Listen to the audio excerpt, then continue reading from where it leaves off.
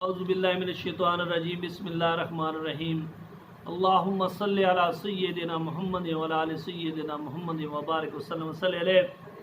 سیدنا ابو موسیٰ رضی اللہ تعالیٰ عنہ راوی ہیں کہ نبی رحمت صلی اللہ علیہ وسلم کو ساتھ لے کر ابو طالب ملک شام کی طرف سفر میں نکلے۔ اس سفر میں اکابر قریش بھی تھے۔ چلتے چلتے ایک پڑاؤ پر پہنچے جہاں قریبی بحیرہ راہب کا عبادت خانہ تھا۔ وہاں جاتے جاتے قیام کیا کرتے تھے۔ وہاں پہنچے اور سامان اتارا اور بیٹھ گئے تو اچانک بحیرہ راہب جو کہ کبھی بھی ان کے پاس نہیں آیا اور وہ نہ ان کو پرواہ کیا کرتا تھا، اچانک وہ آیا۔ وہ سب کو چھوڑتا ہوا نبی اکرم صلی اللہ علیہ وسلم کے پاس حاضر ہو گیا۔ سید عالم صلی اللہ علیہ وسلم کا ہاتھ مبارک پکڑ کر بولا، ھذا سید العالمین، ھذا رسول رب العالمین یبعثہ اللہ رحمۃ للعالمین، یعنی یہ ہے سارے جہانوں کے سردار، یہ ہے رب العالمین کے رسول، ان کو اللہ تعالیٰ جل جلالہ سب جہانوں کے لیے رحمت بنا کر مبعوث فرمائے گا۔ یہ سن کر قریش کے شیوخ نے پوچھا، اے بحیرہ تجھے کیسے معلوم ہو گیا؟ اس نے کہا، جب تم گھاٹی پر چڑھ رہے تھے تو میں نے دیکھا رہا تھا سارے درخت سارے پتھر ان کو سجدہ کر رہے تھے، اور یہ دونوں چیزیں صرف نبیوں کو ہی سجدہ کیا کرتی ہیں۔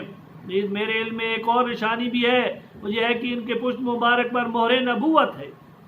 ایک روایت میں ہے کہ بحیرہ حضور صلی اللہ علیہ وسلم کو غور سے دیکھنے لگا، کبھی مہر نبوت کو دیکھتا تھا، کبھی آنکھوں مبارک کی سرخی کو دیکھتا۔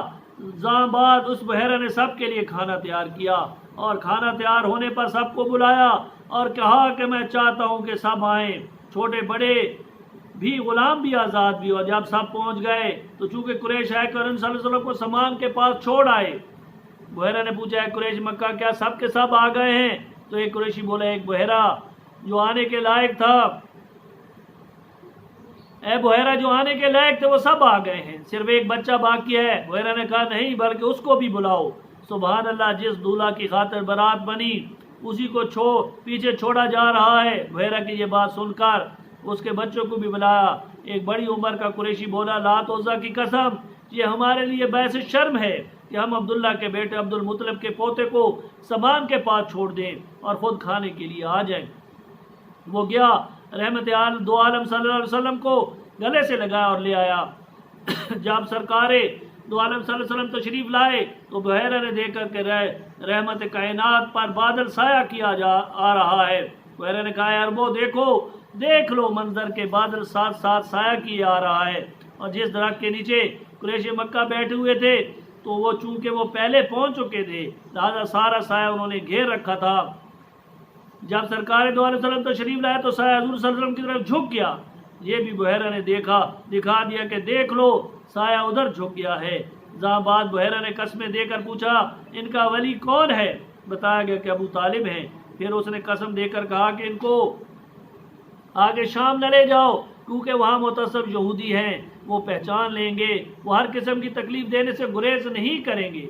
اس پر ابو طالب مان گئے اور واپس بھیج دیا، اور بحیرہ راہب نے کیک اور زیتون کا زاد راز ساتھ کر دیا۔